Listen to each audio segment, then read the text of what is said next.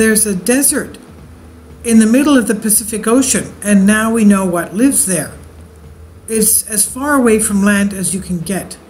Manuel Garcia Aguilar, Mind Unleashed, reports. These are images from NASA. Have you ever heard of an ocean desert? Well, I never heard of it. This is the first I've heard of this.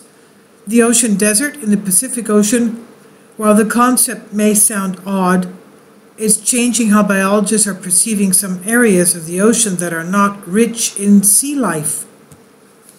Biological deserts is another name given to these portions of the ocean due to the low amount of life. The lowest level in the ocean food web consists of abundant and productive phytoplankton, tiny ocean plants that convert carbon dioxide into organic carbon and whose green chlorophyll is visible from space. Satellites detect this chlorophyll, and scientists use the data to estimate ocean productivity. And here we have various phytoplankton, cyanobacteria, diatoms. We know that diatoms are very essential, and there has been a lot of diatomic ash eruptions from Yellowstone, and they're known as Yellowstone diatoms. I have to do a video on that. That's very interesting. And they also, of course, produce oxygen for us. Now, so cyanobacteria, diatoms, dinoflagellates, green algae, and coccolithopores. They're phytoplanktons, and they're extremely diverse in their shapes, varying from photosynthesizing bacteria, which is cyanobacteria, to plant-like diatoms, to armor-plated coccolithophores. The drawings are not to scale. Now, we saw that the low productivity area of the West Pacific was expanding, and we wondered if it was unique or if it was happening globally. This is what an ocean biologist said, satellite data enthusiast Jeffrey Polovina. It's predicted that the warmest portions of the ocean will become less productive thanks in part to climate change. And Polovina explained, the climate models are on century timescales and suggest that the rate of expansion of these expected low productivity areas will be slow. Scientists from the Max Planck Institute for Marine Microbiology in Bremen, Germany, have assembled an inventory of microbial life in the world's most remote ocean region, which is the South Pacific Gyre, G-Y-R-E. South Pacific Gyre is SPG for short. This is considered to be an ocean desert.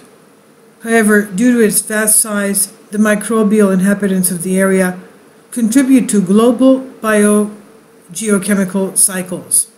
This insight was achieved by creating a modern tool that enables the onboard analysis of the smallest organisms in the ocean.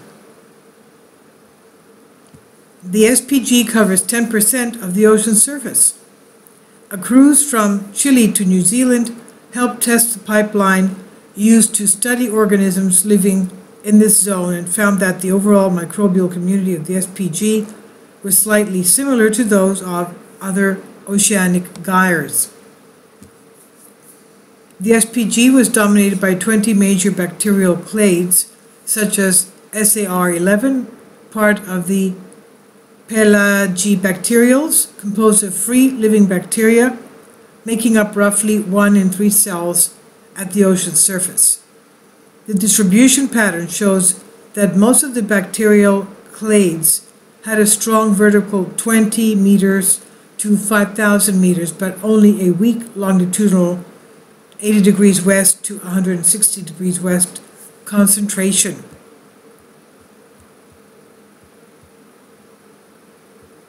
The alpha proteobacterial Aegean 169 marine group was particularly abundant in the surface waters of the central gyre, indicating a potentially interesting adaptation to ultra-oligotrophic waters and high solar irradiance. This is defying the perception of the ideal environment that we had before about where these microorganisms can proliferate.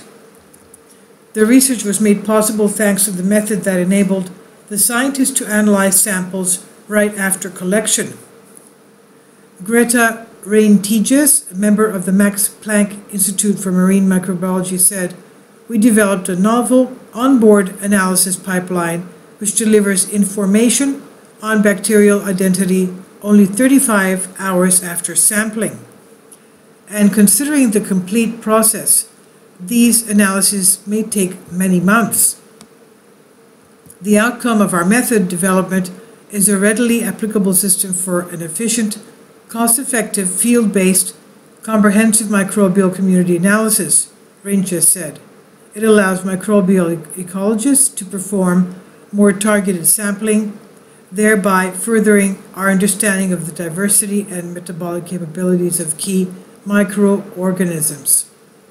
Despite Manuel Garcia Aguilar Creative Commons, Minds Unleashed, I'll leave a link below for you for this.